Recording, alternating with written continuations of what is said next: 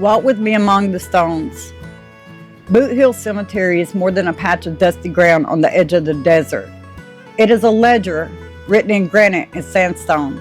Each name a chapter, each date a life that once breathed, worked, hoped, and struggled beneath the same Arizona sun we stand under today. Some here died with boots on, as the name suggests, gunfighters, lawmen, drifters, and desperates. Others were families simply trying to carve out a living in a harsh and unforgiving frontier. Together, they remind us that history is not just written in books. It is pressed into the earth beneath our feet. So I invite you, walk with me among the stones. Listen to the narrator talk about the men and women who lie here. So I invite you, walk with me among the stones. Listen to the wind that threads through the markers. Imagine the stories, some tragic, some heroic, and all deeply human. For in Boot Hill, the past is not gone. It is waiting to be discovered, one step at a time. This cemetery, Boot Hill Cemetery, it got its name because of back in those days, the amount of people that were killed and the violent ways in which they died. Oftentimes they would die with their boots on. They would be drinking at the bar, walking around town, and everybody seemed to die with their boots on. And that's how it got its name. Now, this is probably the most famous grave by far out here. This is the grave that people come to visit and want to take pictures of. This is the result of the shootout of the OK Corral between Billy Clanton, the McLaury brothers, which you see right here. And then, of course, you have the Earp brothers, Virgil and Wyatt Earp. You had Doc Holliday, who they made some type of temporary law enforcement officer along with special policeman Morgan. And of course, that fight was in the movie Tombstone with Kurt Russell. Again, the most famous shootout in Wild Wild West history.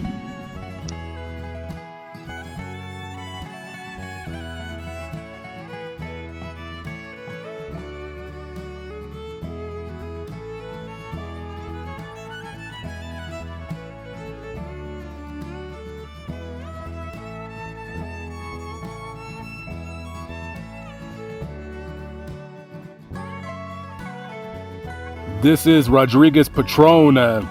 He was stabbed to death in 1882. Not much for records on exactly who he was. Maybe just a regular working guy. Pat Byrne right here died of pneumonia. And he's buried next to another unknown grave. This poor little girl was only 3 months old. Her name was Eva Waters. She died of scarlet fever.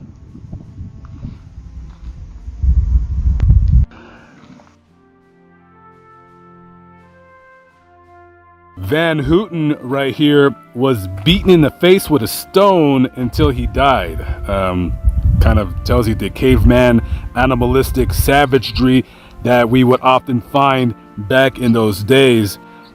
He died over some form of a mining claim, which he did not record now. And this is Tom Waters right here. He is the father of the 3-month-old child, Eva Waters, that passed away from scarlet fever. And he was killed. Says he was killed over the color of his shirt. This here is Chase Helm. He was shot and killed in 1982. He was shot by a man by the name of William McCauley. Two hot-tempered ranchers, I guess they could not seem to get along, and McCauley shot him because they both had a disagreement on the best way to drive cattle, fast or slow. Frank Bowles right here seems to have his own little fenced off area. He died on August 26, 1980. He lived a little bit longer than the other people out here. He died when he was 2 weeks past turning 52 years of age. He was riding his horse and it became frightened for some odd reason, and it threw him off, and his rifle hit the ground and accidentally shot himself in the knee with it. When his friends came to get him, they took him to camp to try to nurse him back to health, of course, again, but he didn't get a chance to go through with the amputation because he died of the infection as a result of that wound. This here is the Halderman brothers. Simply says on their marker, hanged 1900. Now, there's no records of why they were hung. Obviously, they did something that somebody didn't like. Thos Gregory, there's no information on what happened to him. He died in 1882, and his small son, Junior, right here, 1882, he died of meningitis. Holo Lucero simply says that he was killed by Indians. What happened? Who knows? Everybody has a story at the end of the day, unfortunately. Margarita, she was a dance hall girl, and she got into a fight with another girl. I believe they called the other girl Gold Dollar, and they were fighting over a man, and Gold Dollar stabbed and killed her. This is William Claiborne right here. He was shot by Frank Leslie while drinking. He had a beef and wanted to settle what was wrong in his opinion, and that fight took place outside of the Oriental Saloon, and that's where Leslie worked. He was a bartender. Shot and killed him. Dick Toby, what did you do? I have no idea. Dick Toby was shot by Sheriff Behan. Not sure what he did. Obviously what he did was, in the sheriff's mind's eye, wrong. Verone Gray simply says that, well, he was by himself. Let's just say this. There's a dreaded word that I cannot say on YouTube because, of course, it's very bad. But let's just say that he was by himself and he took his own life. This here is Joseph Wetzel, killed in 1882. He died a unusual way. He got stoned to death by a bunch of Indians. Now, here, Dan Dowd, Red Sample, we got Tex Howard, Bill Delaney, and Dan Kelly. These guys were robbers, and they were all legally hung on March 8th of 1884.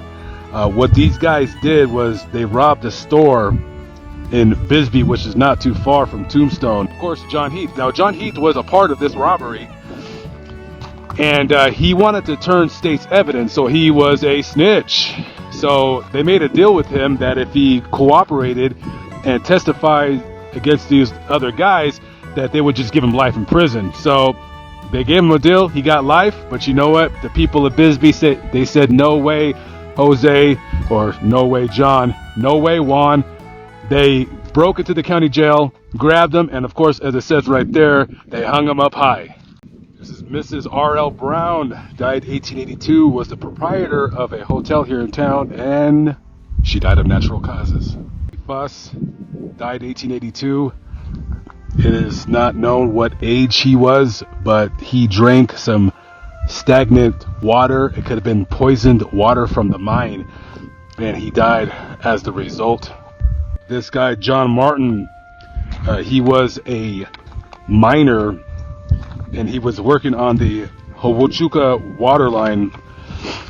A tested pipe was unplugged, and a blast of water hurled a jack against his chest. This here is Judge Lindley. In his younger years, it says he was one of the ablest members of the bar in California. However, I guess he overworked himself, and his health suffered, and he died. J.D. McDermott, he fell from his horse. I guess his horse got spooked or something, and he fractured his spinal column. It just says Teamster, killed by Apaches. Ernest Rodines, he was murdered. He was a miner, a native of Germany, and he was found with 4 bullet wounds. It was suspected that his partner that he arrived into town with killed him.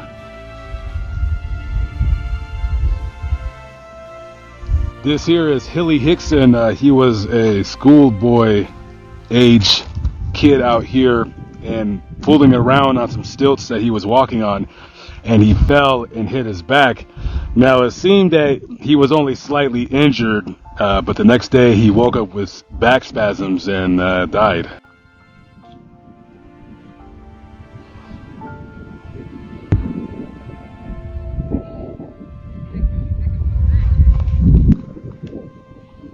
Just like that, huh?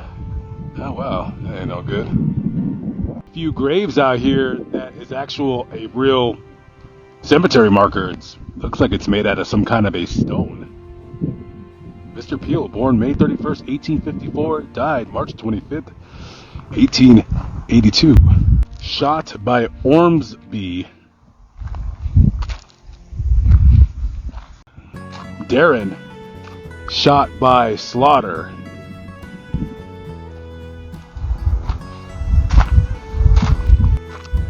W.M. Grounds, 1882, died of wounds. What kind of wounds were they? Nobody knows. Very hard to keep those kind of records. Famous grave.